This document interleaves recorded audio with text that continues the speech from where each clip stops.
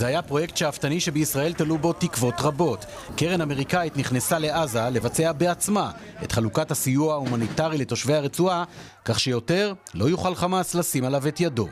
אולם היום, חודשיים אחר כך, אומר הנשיא טראמפ בעצמו שבעזה שורר רעב. ואנחנו מדברים הערב עם יושב ראש הקרן, הכומר ג'וני מור, שיושב בוושינגטון. Thank you, Moav. Thanks for having me. One of the top objectives of the GHF was to supply humanitarian aid in order to prevent hunger in Gaza. Isn't this remark an evidence to the failure of the GHF to meet this objective? Actually, it's the exact opposite.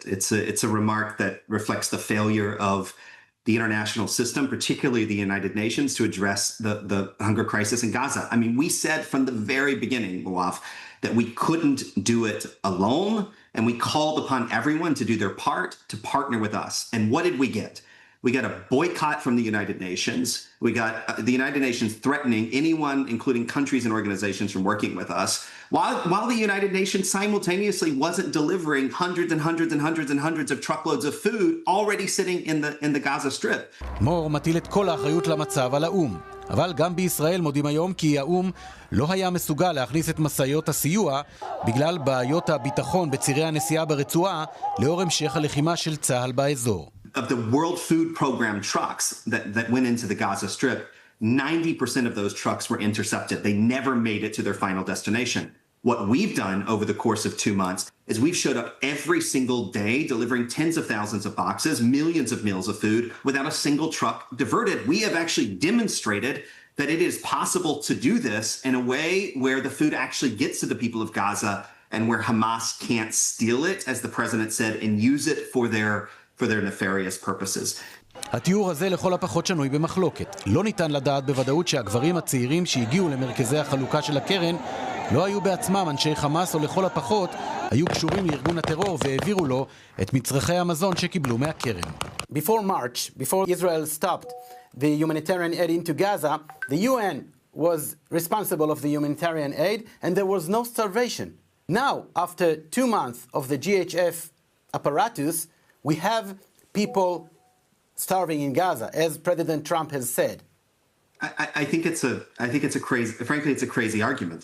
Imagine what the situation would look like in the Gaza Strip today had GHF not been distributing millions of meals of food every single day over the course of our operation. But rather than working with us to help these people, the United Nations decided to oppose our efforts, to boycott our efforts, and in effect becoming the press secretary for Hamas in the failed ceasefire negotiations. Reverend Moore, why for the UN to undermine your effort to feed the Palestinian population in Gaza? As best as I can tell, we have a bunch of people professing to be humanitarians sitting in suits and ties in Geneva and New York City, and they aren't humanitarians. They're politicians. That's what they are. And they are entirely dedicated to a broken system. There is no dispute that maybe hundreds of Palestinian civilians were killed while rushing into the distribution centers of the GHF. Do you think that the GHF has any responsibility to this dire outcome? We exist to save lives. Our mission is to... And maybe you failed. It's just a lie. It's just not true. And in fact, I actually believe, based upon data and information that I've seen, that far more people have been injured and killed in proximity to UN distribution sites. I suspect that as this, these chaotic scenes that we saw yesterday, as the UN, tried to institute what they say is their better system, that there were probably more people injured in the Gaza Strip just yesterday trying to seek aid than over the entire course of our operation.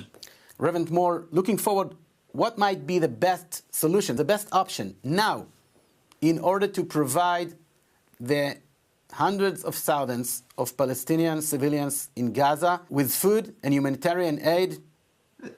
The best solution is for everyone, for all the actors to get around a table, to benefit from everyone's expertise and experience on the ground, to stop playing politics with all of this and just solve the problem. The most important thing now is to work together to get the people the food that they need and to try to do it in a way where a globally designated terrorist organization can't use it against those same people that they oppress, prolonging this terrible war, which everyone wants to come to an end.